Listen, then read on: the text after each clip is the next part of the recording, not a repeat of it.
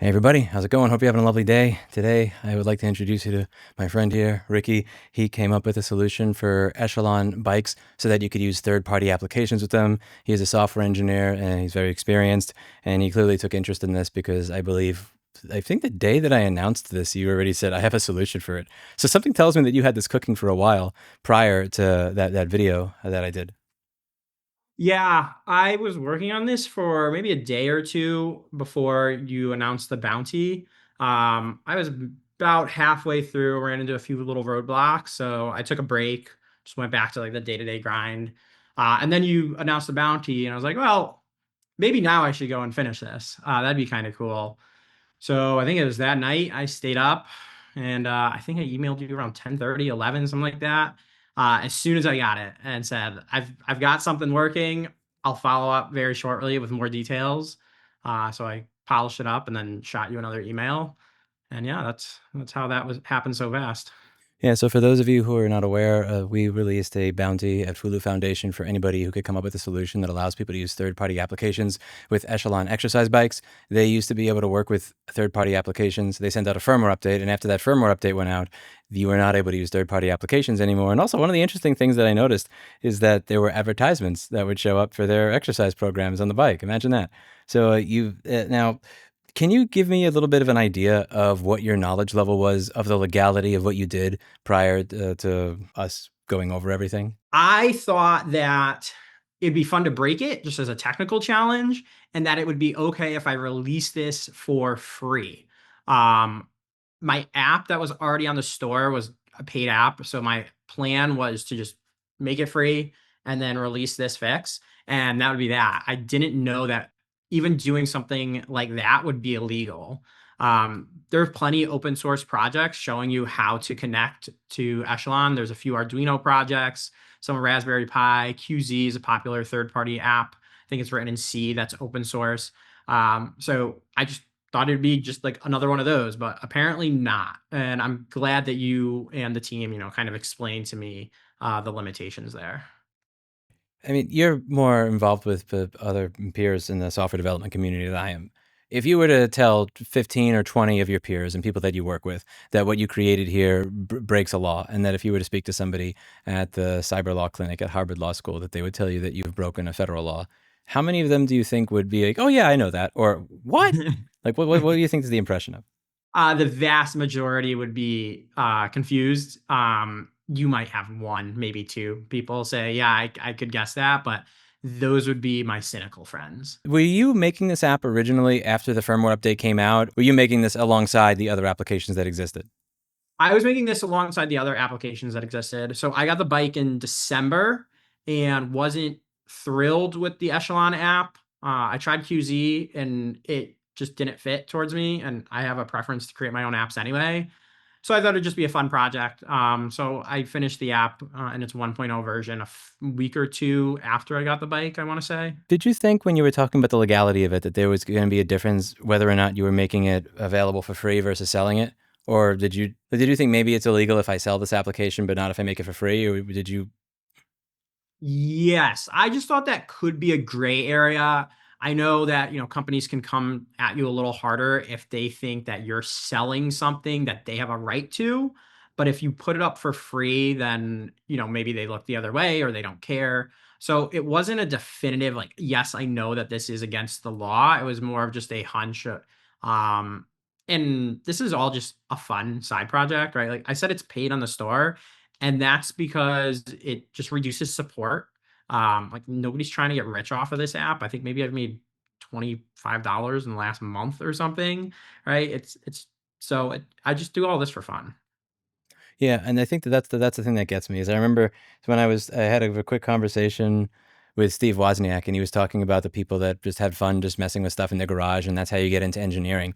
And whether it's the lack of right to repair or the fact that simply tinkering with something that you already own and showing other people what you did is actually breaking a law. It really discourages that same kind of tinkering that gets people excited to become software engineers and hardware engineers and the people that created the companies that even have the ability to lobby on behalf of these abusive laws to begin with. So for any of you who are coming in late, there's a company that sent out a firmware update on all of their exercise bikes that said you're only allowed to use our application now. All these third-party applications no longer work. And Fulu Foundation, who's trying to restore digital ownership, it's a nonprofit that Kevin O'Reilly and I started, are trying to push back against some of these laws that make it illegal to be able to do what you want with what you bought and paid for. So we put out a bounty for $20,000 to anybody who would be able to come up with a solution that makes this work again. And Ricky came out with an amazing solution, and he showed it in the video. It works. It's a third-party application, and it doesn't show you ads for other people's exercise programs inside of it. So it's a lovely application. Now, he can do that for his treadmill under an exemption that exists. But if he shows you how to do that to your treadmill, he's technically broken the law. And the law that he broke could, if he did that, would be punishable by up to 3 to 5 years in federal prison. And it's a law that we're pushing back against that most people don't even know is necessarily still on the books. Most people are aware of the DMCA because the DMCA is the thing that makes your video go down if you have 5 seconds of Eminem music playing. They know it as the thing that took down a video improperly on YouTube. That's where most of internet culture is when it comes to the DMCA. But I don't think a lot of people know that this law is a lot worse than just that. That law is responsible for a lot of innovation not happening. It's responsible for a lot of people having very limited freedom with what they own. And it's why a lot of these companies get away with what they get away with. What were your thoughts as he kind of walked you through I know Kevin, the executive director here, walked you through the law. What were your thoughts as you were listening to him kind of walk you through what is and is not legal and why what you did would be considered a crime? The first thing that popped into my head was that I was really disappointed I couldn't share this. Soon after I emailed you at Fulu, I announced on the QZ Facebook page where like there was an ongoing discussion with me and Roberto about this fix that we were both like working towards, saying that like I got it, more coming soon. And I told you my plan was to put it out for free. So when I was chatting and he said, you probably don't want to do that, it's illegal. It was a huge bummer because I feel like I let down all those people and I still have to go explain to them later tonight why I can't release something this simple, right? Like, I don't know, it's less than 100 lines of code, right? Like this could all fit on a thumbstick, 100,000 times over, and it's illegal. It's kind of crazy. So that was the first thing that, popped in my head. And then the second was, yeah, why am I not surprised here? Shady company does shady shit. It's kind of annoying. And like, these are the laws that we have here in the US. And I don't think they're going to be changed without a lot of effort, which is great. Like you're doing that. There are others doing that. Everybody that showed up in Austin earlier today is trying to do this too.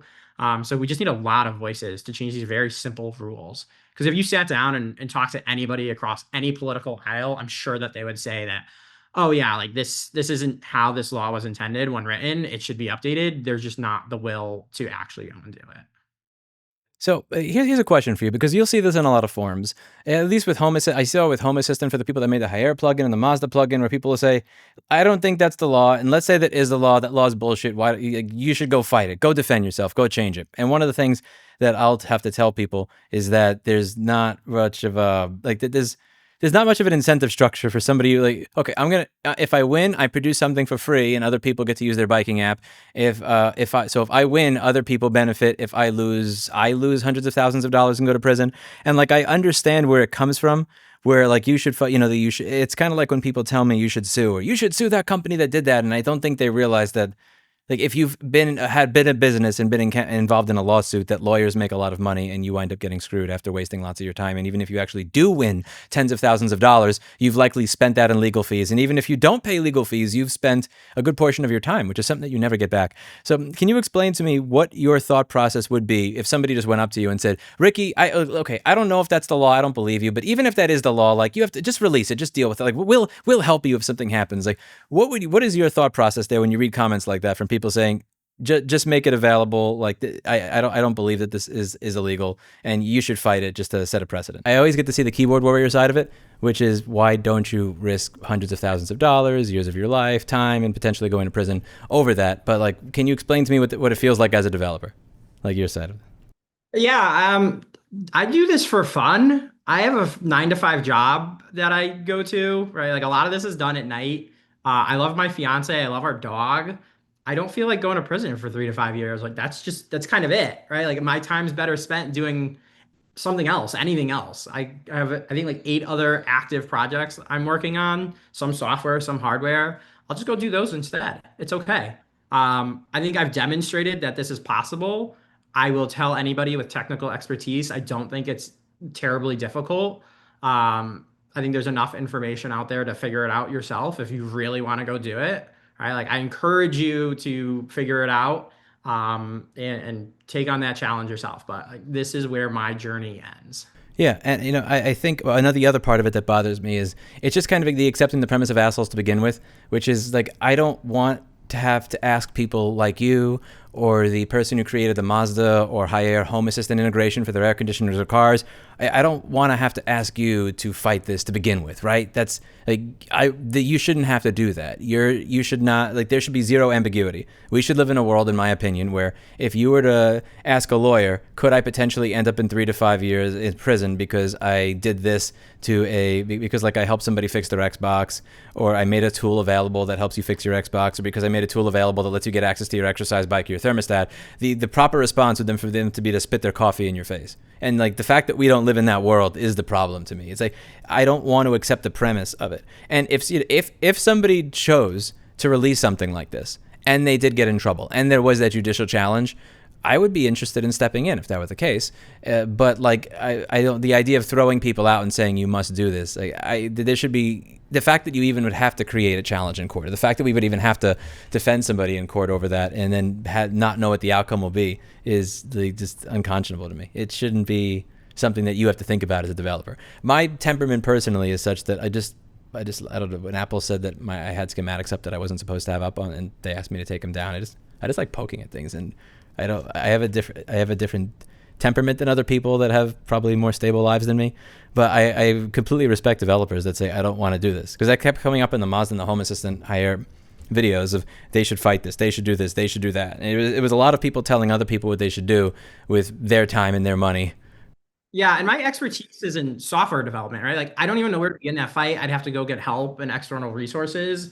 And it's not anything I'm passionate about, right? You're clearly passionate about this subject, so you go out and you do it. But I had fun coming up with a fix. And right, like if it breaks again, I'll be on top of that and fix it a second time. And that's what I like, not the legal fight. Like I'll leave that for people that are, suited for that area more than me.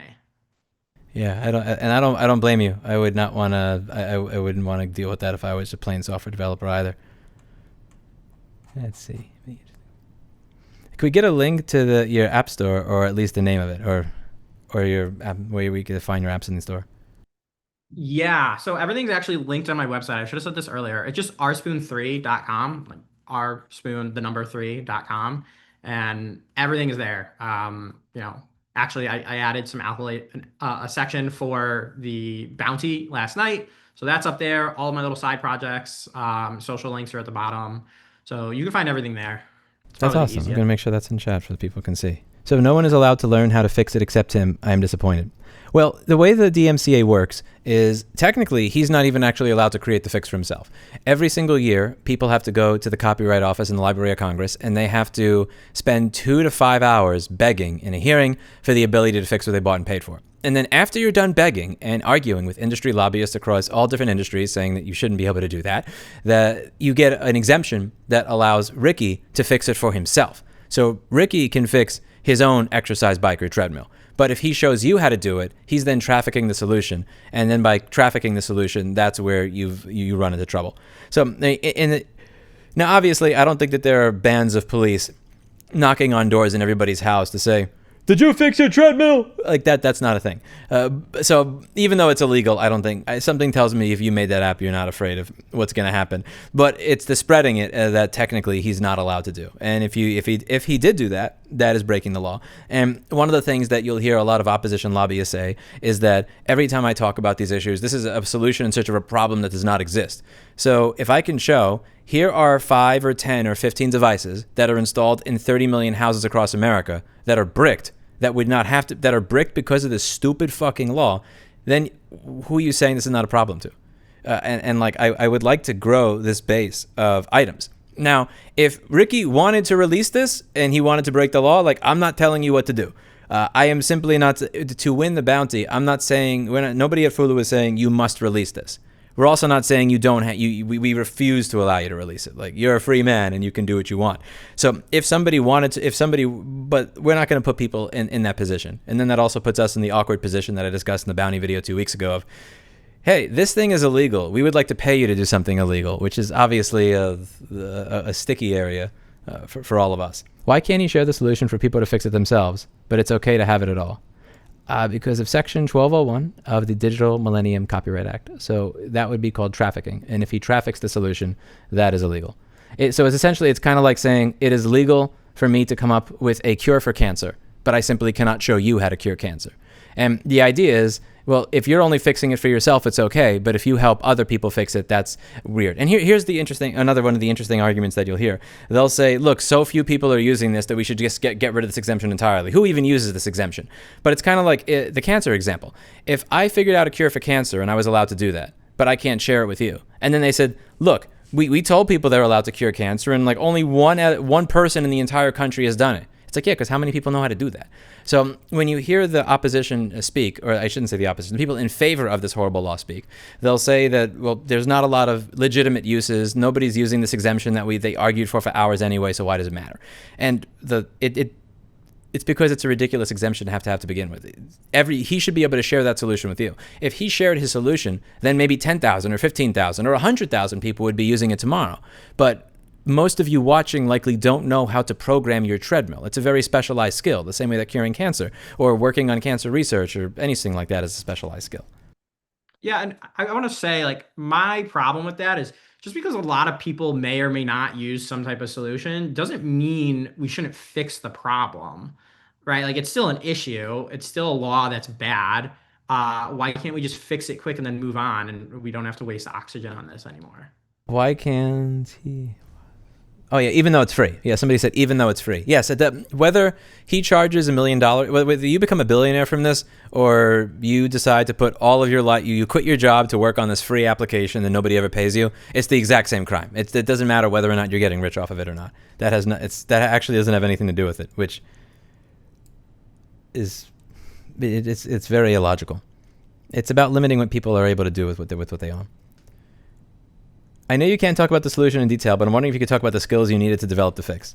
I would like to ask you that question, but there's one thing that's very interesting. So there's an algorithm, I think it's called DCSS, is what allows you to rip a copy of your DVD and make a backup for yourself, or rip a copy and have an encoded copy that you could watch in a portable media player. So the EFF a while back was selling a T-shirt on it. And that T-shirt was the formula, or it was the formula for the decryption. And the funny part, and I think it had something on it like, this shirt is illegal. Because you cannot show people how to break a digital lock, and the shirt was just trying to make the obvious argument that you've made a math equation illegal, and that's insanely ridiculous. So if I walk around with a math equation on my shirt, I risk getting in trouble and going to federal prison for it. Which obviously I don't think anybody that purchased or wore that shirt did go to prison, but I think it would be a very interesting case if that happened. Dave, can you speak to the skills that were necessary to come up with this? Yes. So my app is an iOS application. So some type of iOS knowledge is helpful, right? Like, I program in Swift. I use Xcode as my IDE to actually write the code.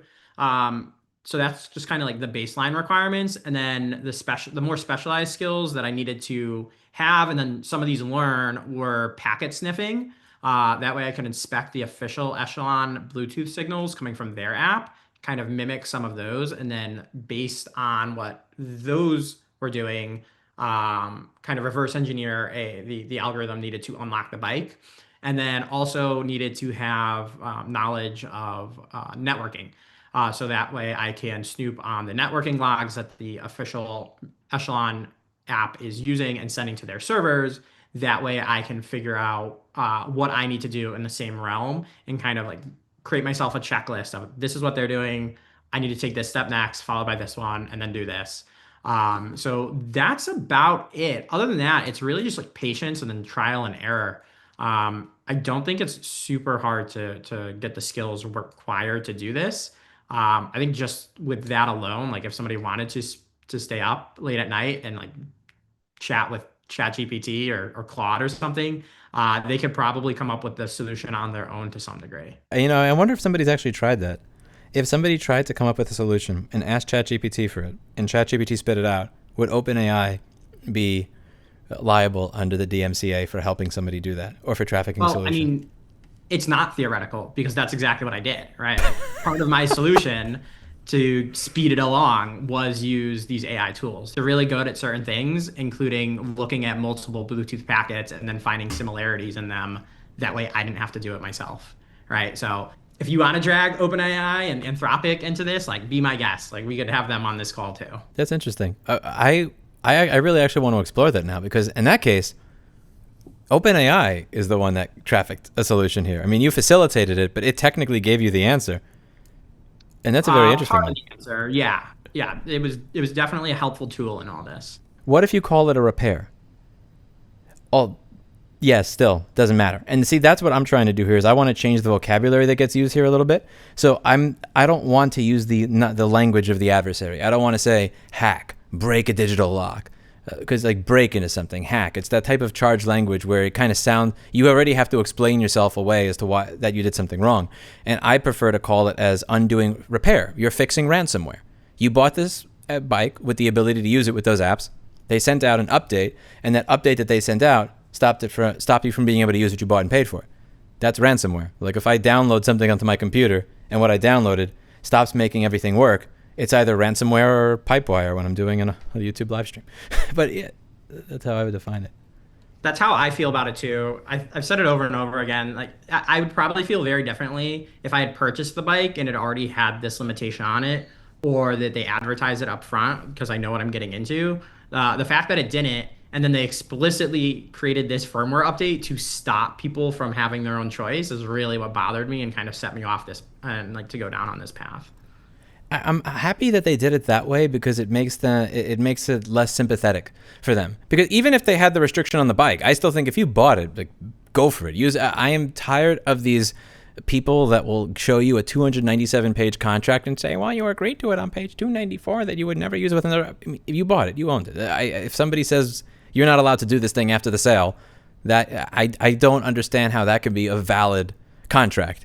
I'm happy that they did it this way, because the more that companies do it this way, the more it points out the absurdity of this law. Because this is not this what we're talking about right now. This is not anywhere near like the first or second type of challenge to try and take this on. I mean, there was the DOJ versus Green case that happened about almost starting 8 or 9 or 10 years ago at this point, and it didn't get much media coverage, and it was thrown out at the time by the judge, not necessarily because of the law, but because of the interest in copyright versus free speech. And the idea was protecting copyright was of a higher interest than preserving free speech in this particular case. Like when they were weighing everything, if you read the decision, it didn't come down to this is a horrible misapplication of the law. It was just the interests. And I always want to focus on that word interest. And I think that at this point, the more that companies push in this anti-ownership way, the more that they send out these ransomware updates, the more we could say ownership interest supersedes the copyright interest. And so I hope that more companies do this, and I hope that they do it in the most horrible way possible, because that's what it comes down to when I read that entire thing. And there's like 70 or 100 plus pages involved in that case. If you just want to read the summaries of it, you're reading 70 or 100 pages, but it really came down to who had the higher interest. And I don't think that copyright interest should supersede free speech. There are people that'll say things like, just abolish this, we don't need copyright and anything else. And there is a point to me being able to tell that you authored this versus somebody else. Like having credit, taking credit for what you've made, taking authorship. I don't like when people take my old repair videos, they cut out any semblance of me talking, they'll put it on their website and say that we fixed this motherboard. Like that's a scam. But the idea that you have this much control over what somebody else has bought and paid for is like pendulum swinging very far in the other direction. Yeah, and I would love to see Echelon's explanation of this firmware update. I haven't seen it anywhere. I haven't heard of anybody talk about it. But like, what would they say as a company line of why they did this? Is it privacy and security? Because I find that hard to believe, right? Like, uh, somebody has to be physically in my house next to my bike to get these Bluetooth values, and then congrats, they know how fast I'm pedaling, right? Like if somebody's in my house, I have bigger problems than that. So what exactly was their rationale for consumers? Because we all know like what their rationale really was for their company and their bottom line. But please explain to me why this was a good idea for consumers and how you're making your product better with this firmware update. You know, it's interesting when people were talking about the tied home buttons with iPhones and right to repair, and they were talking about privacy and security and getting access to your banking app. I knew that was BS when they were talking about Error 53, and it came out later that it was BS. I knew it was BS, but it was hard to make that argument to others. And then when they do it with an exercise bike, it's a little bit easier to start making that argument. And last week, they were making this argument with gym memberships.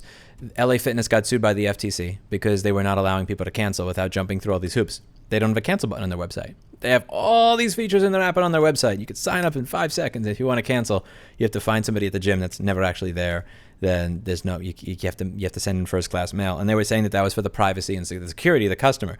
And as these arguments start to shift and they start to use that argument more and more in these more ridiculous areas, it's easier to get other people to go, oh, Lewis is not like some psycho hacker that just wants to break into everything so that he can make his multiple millions off of replacing iPhone home buttons or something. And I'm happy.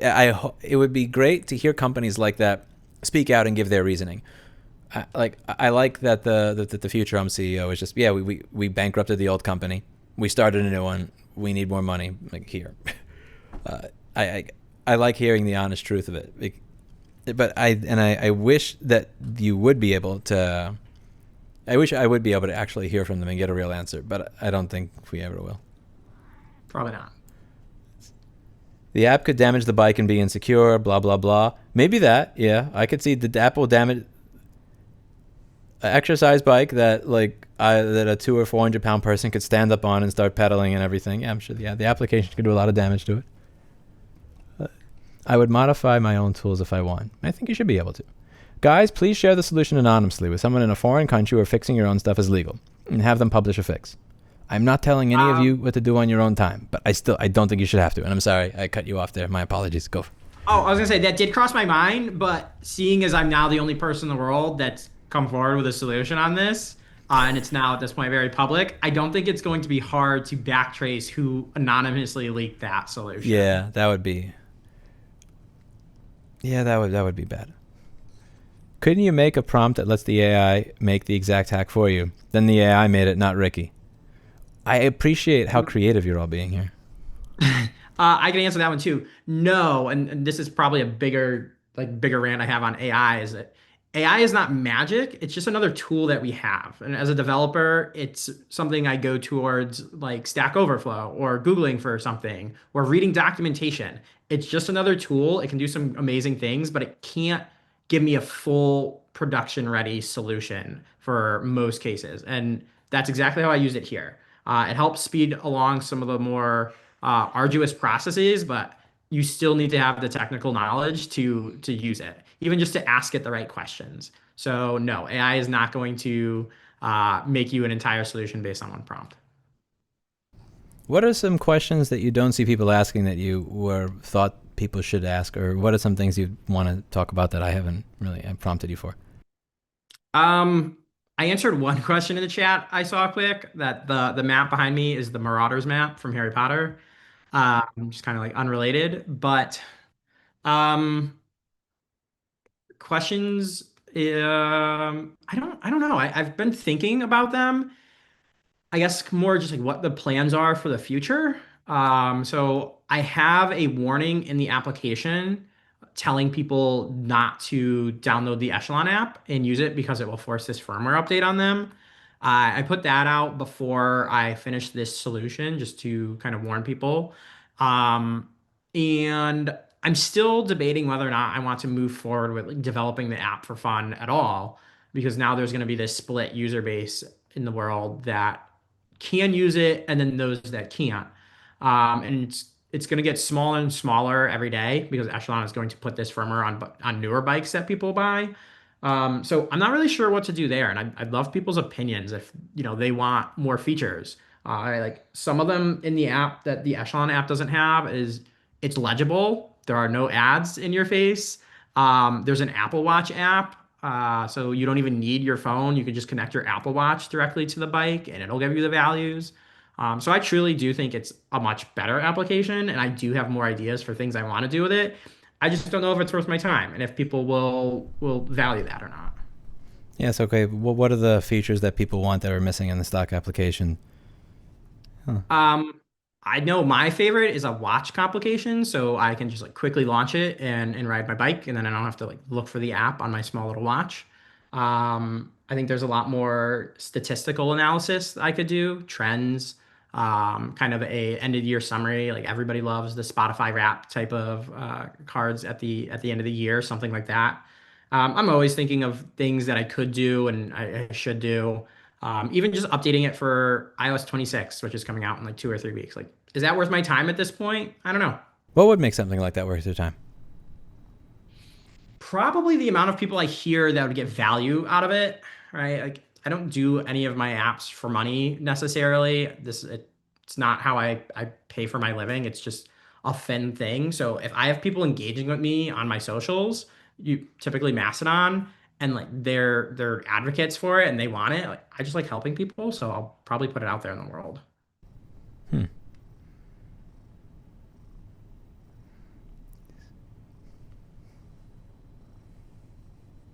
My cat likes you. She's never this well behaved for interviews. Every time I do one, she's behind the microphone trying to knock it off and or fuck with the camera. Yeah, I think I've asked all the stuff that I was open to asking, and all the things that I were interested in. A lot of it was mostly your perspective on the entire process, what it was like going from, oh, this is so fun, I'm like getting my treadmill to work and creating something, to, oh, I broke a law and they think I could go to prison for 5 years for this. Well, what do you think would be the proper type of language for people like me to use to get more developers to understand that this is a problem and feel invested in caring about trying to be a part of the solution? Like, so when a bill does come out, actually getting people to care enough to email or call a senator or poke them versus just do nothing or do the opposite and say, like, this is stupid. I disagree with everything that Lewis is doing. I really like that you're putting together examples of things that are being bricked that demonstrate why this is a problem. So I think this is a great example. The Future Home is a great example. I think I saw some stuff about CF Moto, the motorcycle company, doing like a similar subscription grab. Like these are real products in real people's lives, and they may not relate to DVD copyright encoding. They may not relate to Echelon, but they may be a fan of motorcycles, and then that one grabs them. Or they may be a fan of smart homes, and then that one grabs them. So I think just having a wide base of examples, that way you could reach developers of all walks of life and whatever interests them. Because in my experience, developers such as myself, especially, we really like to work on problems that scratch an itch for us and like, we're pretty close to. So if you can find something in that realm for them and then quickly explain to them why this is a problem, I think you're gonna get a lot more people like me that go, oh yeah, like I need to do this. Like I won't be able to sleep at night until I have a solution. Awesome. Well, thank you very much for taking the time. I really appreciate it. I know you have a lot to do and you took time out to talk to people on a day where I'm like half heat stroked and a really horrible, a very, very horrible interviewer. So thank you very much for taking the time and bearing with me. I really appreciate it. And thank you for creating this. And I hope that hearing this story inspires people to care about this law and be able to cite it as a problem every time one of those people says, this is a solution in search of a problem that does not exist. They can remember this and many others to come. I really appreciate you taking the time. Awesome. Thank you. All right. You have a great rest of your day, my friend. You too. Bye.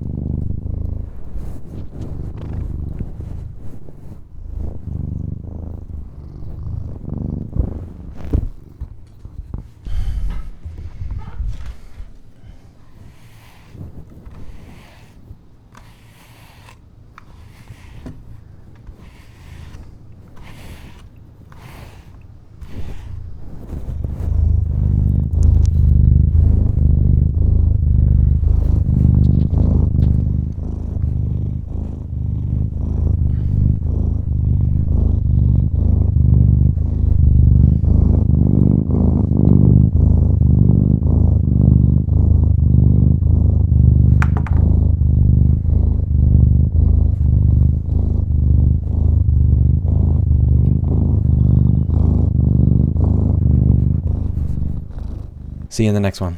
Bye now.